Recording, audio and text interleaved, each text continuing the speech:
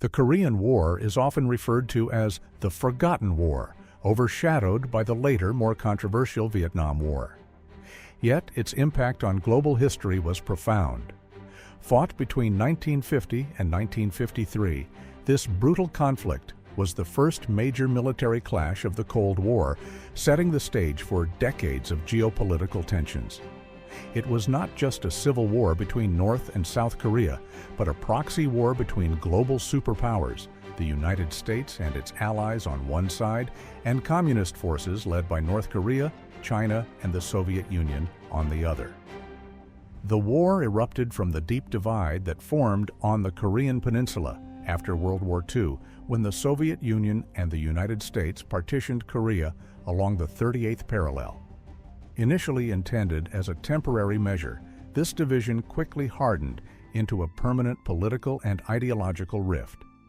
North Korea under Kim Il-sung embraced communism with Soviet and Chinese backing, while South Korea, led by Syngman Rhee, aligned with the West.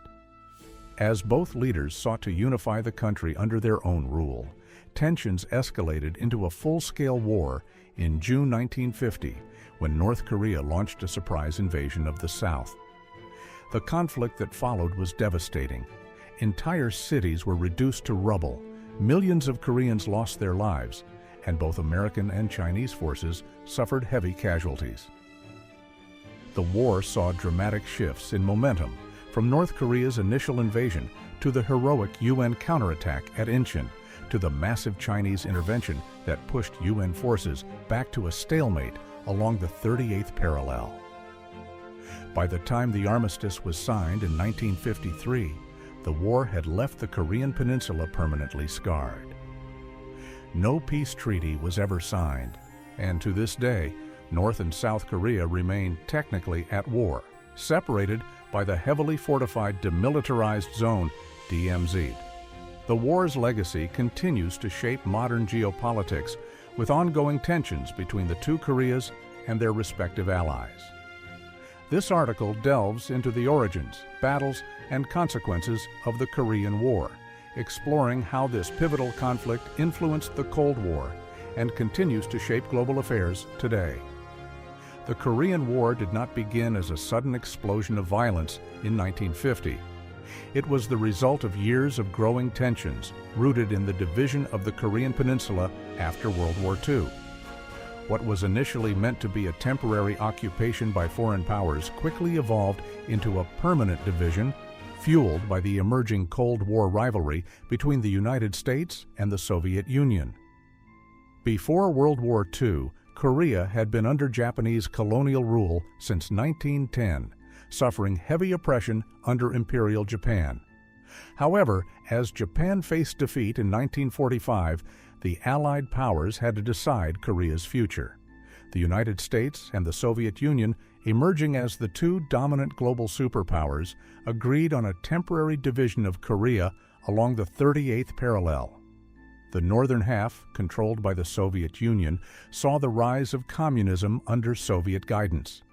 The southern half, under American administration, aimed for a Western-style democracy but struggled with instability. While this division was supposed to be temporary, political differences and rising Cold War tensions soon turned it into an ideological battlefield. The U.S.-Soviet Joint Commission, created to establish a unified Korean government, failed completely, as neither side was willing to compromise. As a result, two separate governments were formed in 1948. North Korea became the Democratic People's Republic of Korea, DPRK, under Kim Il-sung, a communist leader with Soviet and Chinese backing. South Korea became the Republic of Korea ROK under Syngman Rhee, a staunch anti-communist leader supported by the U.S. Both leaders claimed to be the legitimate ruler of all Korea and sought to reunify the peninsula, by force if necessary. Between 1948 and 1950, skirmishes between North and South Korea became more frequent along the 38th parallel. Both Kim Il-sung and Syngman Rhee planned invasions, but North Korea had the military advantage. Kim Il-sung sought Soviet and Chinese approval for an invasion, arguing that South Korea was weak and could be swiftly conquered. Stalin hesitated at first, fearing a direct war with the U.S., but eventually approved the invasion, providing tanks, aircraft, and artillery. Meanwhile, Mao Zedong in China, recently victorious in the Chinese Civil War, also pledged support, sending thousands of Korean veterans from the Chinese army to aid North Korea. On the other side, South Korea had a weaker military with no tanks and only limited American support. The U.S. was focused on Europe and the Cold War with the Soviet Union, and did not initially see Korea as a priority. By mid-1950, North Korea was fully prepared for war, while the South remained vulnerable. With Stalin's and Mao's backing, Kim Il-sung was ready to launch a full-scale invasion, one that would ignite a global conflict. On June 25, 1950, the Korean War officially began as North Korean troops stormed across the 38th parallel, launching a blitzkrieg-style attack on South Korea. The war that followed would devastate the Korean peninsula, drag in the world superpowers, and define the future of the Cold War. The storm that had been brewing for years finally erupted on June 25, 1950, when North Korean forces launched a full-scale invasion of South Korea. In a matter of days, the Korean peninsula was plunged into a brutal conflict that would last for 3 years, dragging in the world's superpowers. Kim Il-sung's Korean People's Army, KPA, executed a coordinated and overwhelming assault, taking the South Korean military and its American allies completely by surprise. With Soviet-supplied tanks and artillery, North Korean troops crossed the 38th parallel, aiming to unify Korea under communist rule. North Korea had spent years preparing for war, carefully building a powerful military machine with the help of Soviet and Chinese support.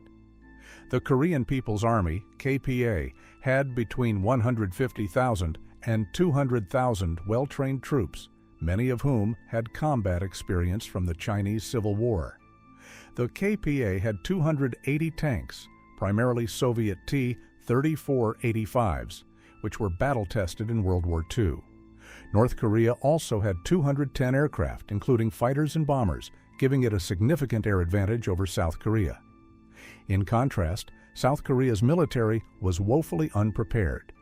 The Republic of Korea Army, ROKA, had only 98,000 troops, with little combat experience. It had no tanks, no heavy artillery, and only a small air force of 22 aircraft. The U.S. had scaled back its presence, leaving only 500 American advisors in South Korea, believing an invasion was unlikely.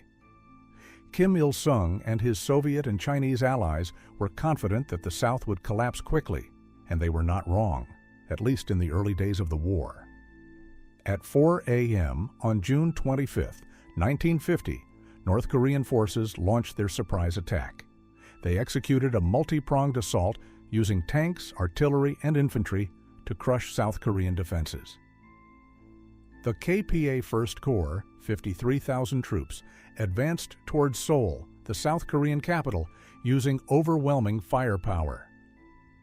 The Second Corps, 54,000 troops, launched simultaneous attacks on the eastern and coastal regions, cutting off reinforcements.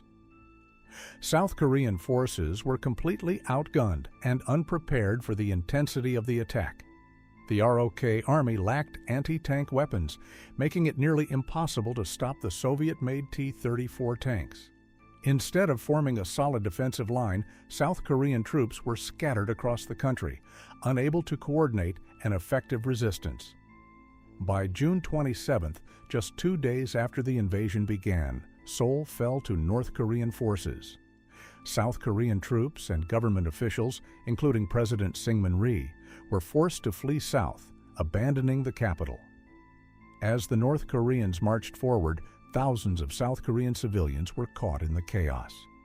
In a desperate attempt to maintain control, South Korean authorities carried out mass executions of suspected communist sympathizers, resulting in the deaths of up to 200,000 people.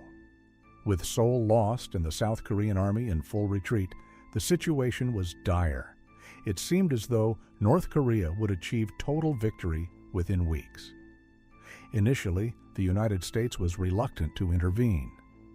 At the time, Korea was seen as less strategically important than Japan or Western Europe, where the U.S. was more focused on containing the Soviet Union.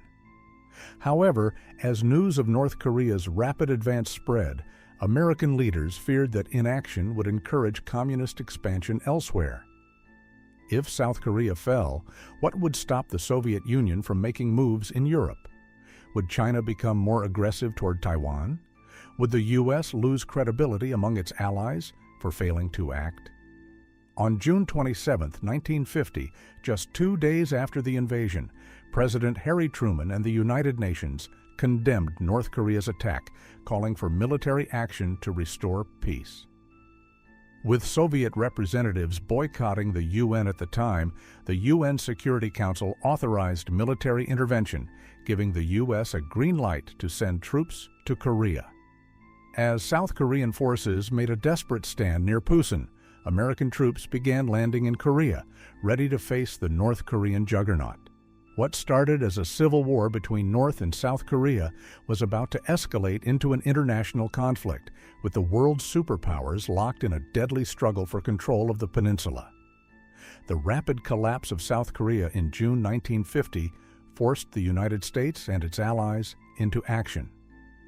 What had begun as a civil war between North and South Korea quickly escalated into an international conflict as the United Nations, UN, authorized military intervention to stop North Korea's advance. For the United States, the stakes were high. If South Korea fell, it could send a dangerous message that communism was spreading unchecked, potentially emboldening the Soviet Union and China to challenge the U.S. in other regions, from Europe to Taiwan. President Harry Truman, determined to uphold the doctrine of containing communism, ordered American troops into Korea. However, what American soldiers encountered on the battlefield was far worse than expected. The North Korean army was well-trained and battle-hardened, while South Korea's forces were on the brink of collapse. The U.S. and its allies faced a desperate struggle to hold the line. In the days following North Korea's invasion, the international response was swift. On June 27, 1950, President Truman ordered U.S. air and naval forces to support South Korea. The United Nations Security Council, with the Soviet Union boycotting the meeting, passed Resolution 83, officially calling for military intervention. 16 nations, including the United Kingdom, Canada, Australia, and France, pledged troops under a unified United Nations Command, UNC, led by U.S. General Douglas MacArthur. Although Truman framed the intervention as a police action rather than a war, in reality, the U.S. was fully committing to a military campaign. Despite the UN's formal declaration, the burden of the war fell almost entirely on the United States. American ground troops were rushed from occupied Japan to South Korea, but the first U.S. units to arrive were severely under-equipped and unprepared for the intensity of North Korean attacks. By August 1950, the situation was dire. North Korean forces had overrun nearly all of South Korea, pushing the remnants of the ROK Army and the first American troops into a small defensive pocket in the southeastern corner of the peninsula, centered around the port city of Pusan. This was the last line of defense. If Pusan fell, the war would be over, and North Korea would achieve total victory. The Battle of the Pusan Perimeter became a brutal last stand as UN forces fought desperately to hold their ground. The North Korean People's Army, KPA, attacked relentlessly, throwing 70,000 troops and dozens of tanks at UN positions. American M-26, Pershing tanks and artillery arrived just in time, countering the Soviet T-34 tanks for the first time. UN forces used naval and air superiority to bombard North Korean supply lines, weakening their ability to sustain the offensive. While the Battle of Pusan Perimeter raged, General Douglas MacArthur devised a bold counterattack strategy that would change the course of the war. Instead of fighting a slow, grinding battle up the peninsula, MacArthur proposed an audacious amphibious landing at Incheon, behind enemy lines. His goal was simple: cut off North Korean supply lines, forcing their army to retreat. Relieve pressure on the Pusan Perimeter, allowing UN forces to go on the offensive. Recapture Seoul and restore South Korea's government. Many military leaders doubted the Incheon Landing would succeed. The area had treacherous tides, narrow landing zones, and was heavily defended. But MacArthur was convinced it would catch the North Koreans by surprise, and he was right. As the North Koreans poured more troops into the battle at Pusan, they had no idea that UN forces were preparing to strike at their exposed flank. On September 15, 1950, MacArthur executed one of the most daring amphibious assaults in modern history, the Incheon Landing. The success of this operation would turn the tide of the war, shifting UN forces from defense to offense. The North Koreans, once seemingly unstoppable, would now be forced into a desperate retreat. By September 1950, the fate of South Korea hung in the balance. The North Korean Army, KPA, had conquered nearly the entire peninsula, with the last line of defense holding at the Pusan Perimeter. But just as it seemed that North Korea would achieve total victory, the United Nations Command, UNC, launched a brilliant counteroffensive, led by General Douglas MacArthur. This turning point came in the form of Operation Chromite, a daring amphibious landing at Incheon that completely outmaneuvered North Korea. Within weeks, the momentum of the war shifted dramatically, forcing the KPA into retreat. MacArthur's Incheon Landing remains one of the most brilliant military maneuvers of the 20th century. Against the advice of many military leaders, he chose Incheon, a coastal city deep behind enemy lines, as the site of the counteroffensive. MacArthur's strategy was bold but risky. Instead of fighting inch by inch up the peninsula, the UN forces would strike the KPA from behind. By capturing Incheon, they could sever North Korea's supply lines and trap their forces in the south. The operation would also liberate Seoul, the South Korean capital, boosting morale. The landing was extremely dangerous. Tides in Incheon were among the highest in the world, making naval maneuvers difficult. The harbor was heavily fortified, with minefields and coastal defenses. North Korea expected landings elsewhere, so Incheon's defenses remained intact. Despite these obstacles, MacArthur pushed forward, convinced that the North Koreans would be caught off guard. And he was right. On September 15, 1950, the Incheon assault began. 70,000 UN troops, supported by naval bombardment, stormed the beaches. South Korean Marines and American forces overran enemy positions with surprising speed. Within hours, the UN forces had secured key positions, cutting off North Korean reinforcements. By September 19th, Incheon was completely under UN control. The victory was decisive. The North Korean army was now trapped between UN forces advancing from Incheon in the west and the UN and ROK forces breaking out of Pusan in the southeast. With Incheon secured, the next critical objective was the recapture of Seoul, the capital of South Korea. The city had fallen to North Korean forces in June, and retaking it was a symbolic and strategic necessity. On September 22nd, UN forces began their advance toward Seoul. The North Koreans resisted fiercely, turning the city into a battleground.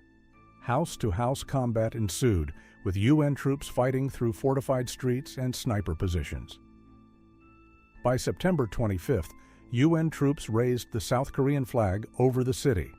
However, fighting continued until September 28th, when the last KPA resistance was crushed. The liberation of Seoul marked a turning point in the war. Within a month, the North Koreans had gone from unstoppable conquerors to a collapsing force. The Incheon Landing and the Battle of Pusan Perimeter had devastated the KPA. By late September 1950, North Korean forces were in full retreat, abandoning their positions in the south.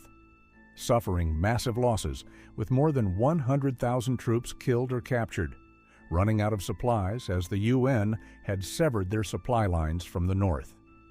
With momentum on their side, UN forces launched a full-scale counteroffensive.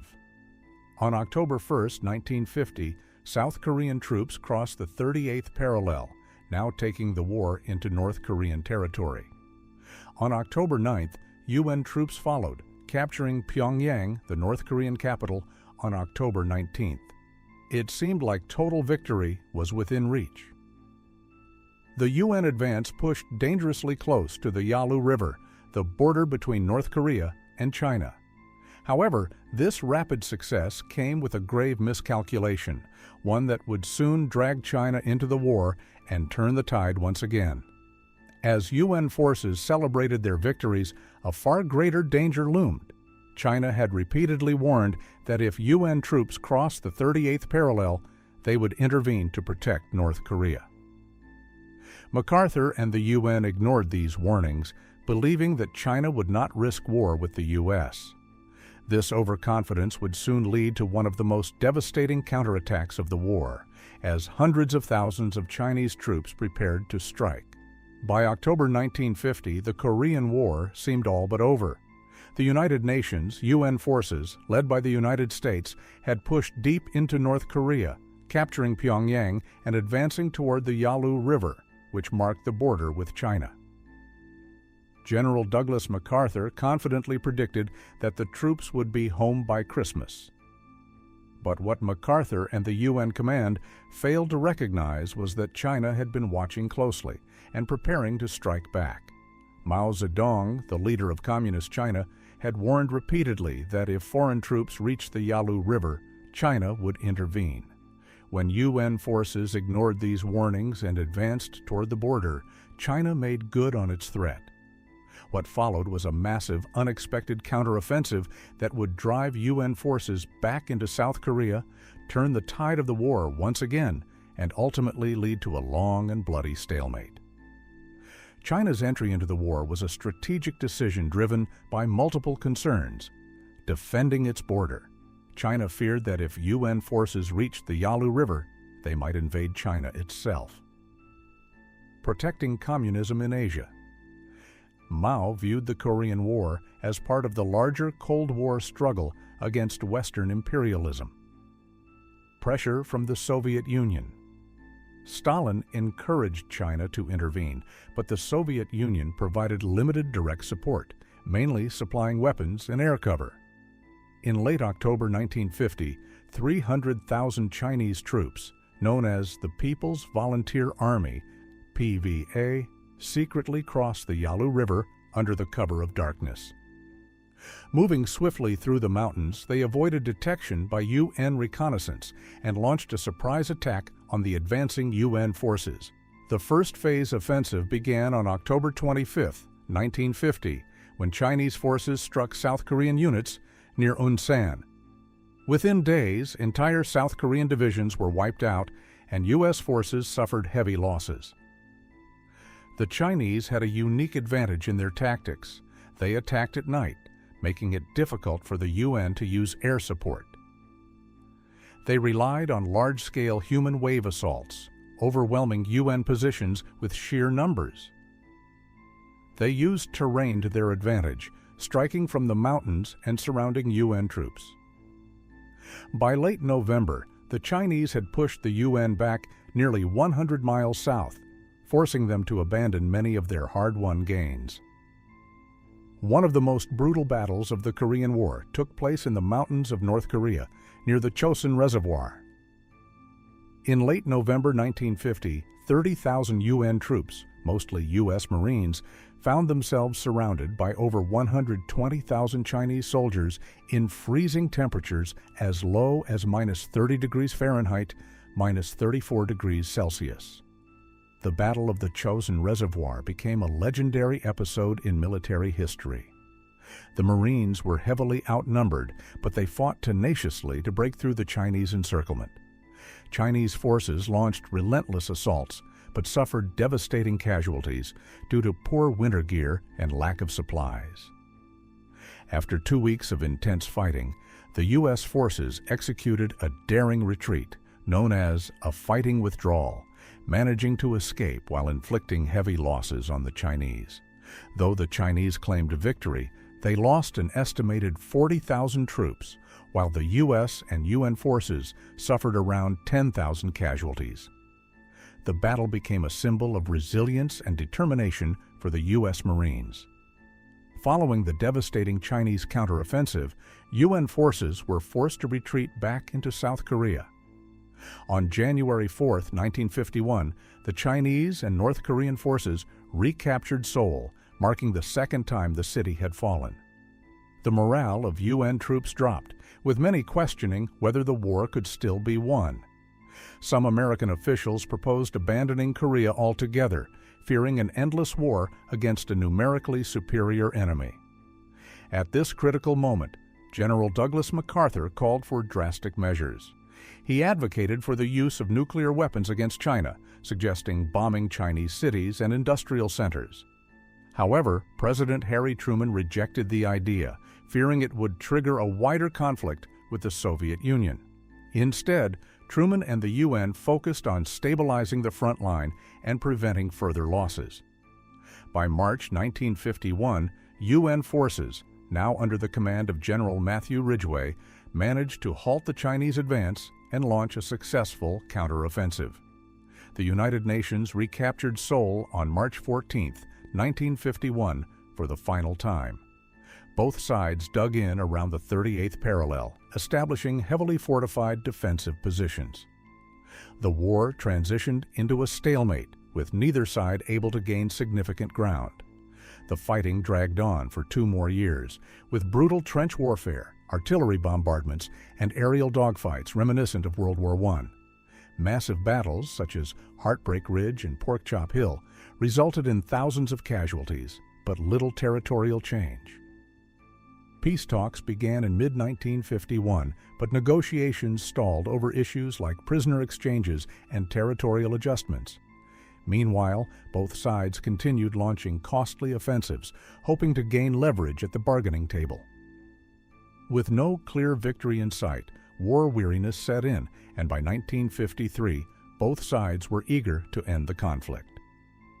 As 1953 began, both the UN and Communist forces recognized that the war was unwinnable.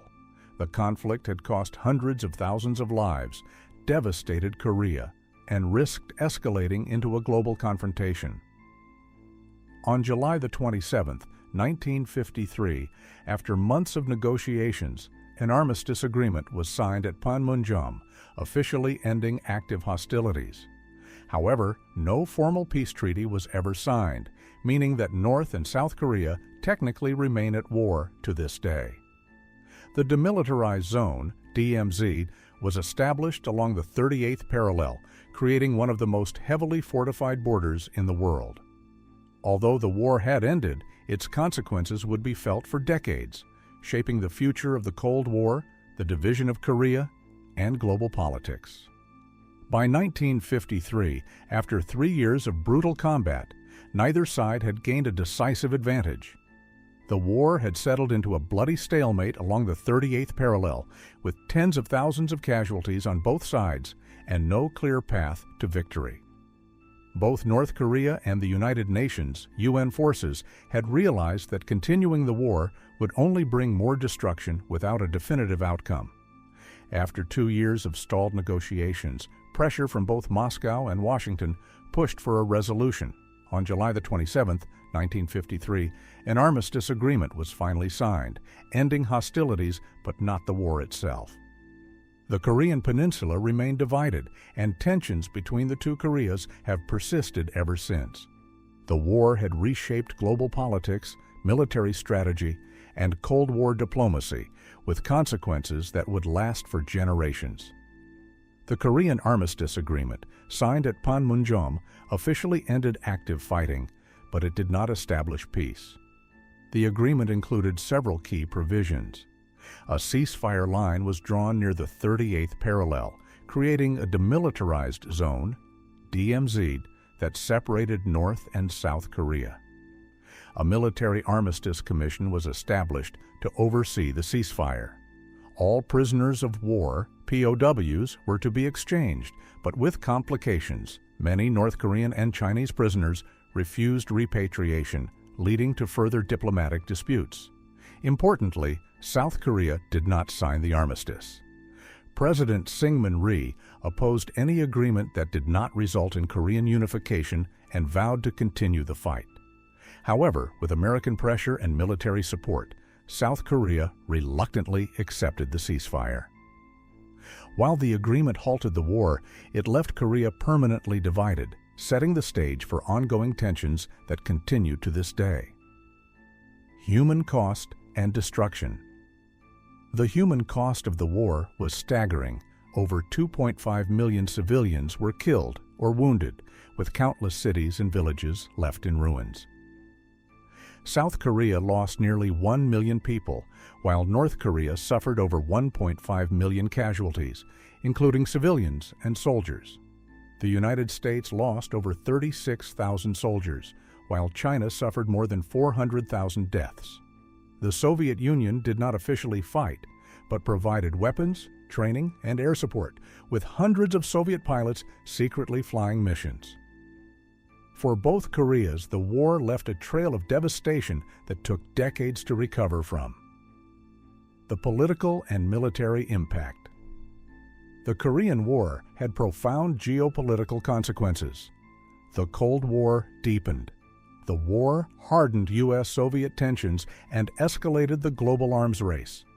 China emerged as a military power.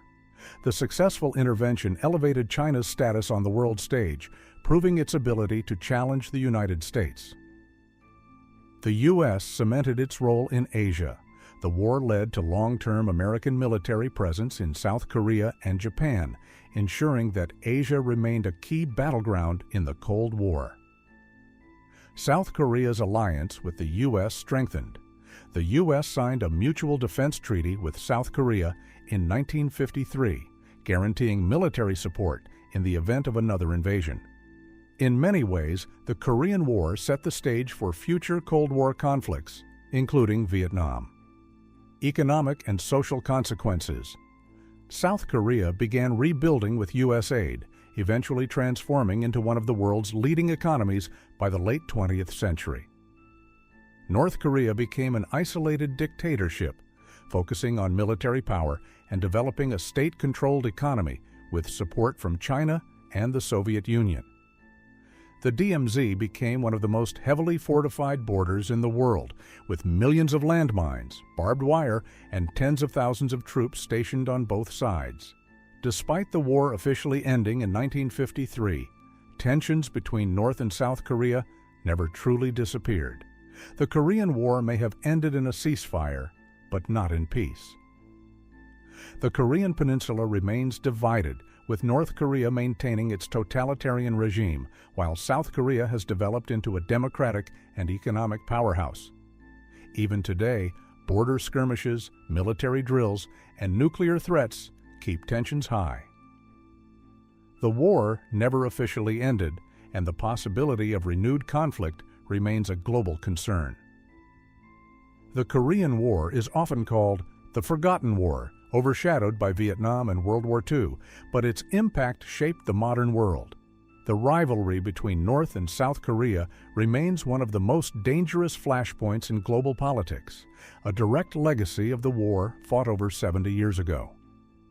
The Korean War began as a civil conflict, but quickly escalated into a global showdown between the world's most powerful nations. What was supposed to be a quick invasion by North Korea turned into a 3-year struggle, with millions of lives lost, cities destroyed, and the Cold War intensified. The war ended in a ceasefire, but not in peace.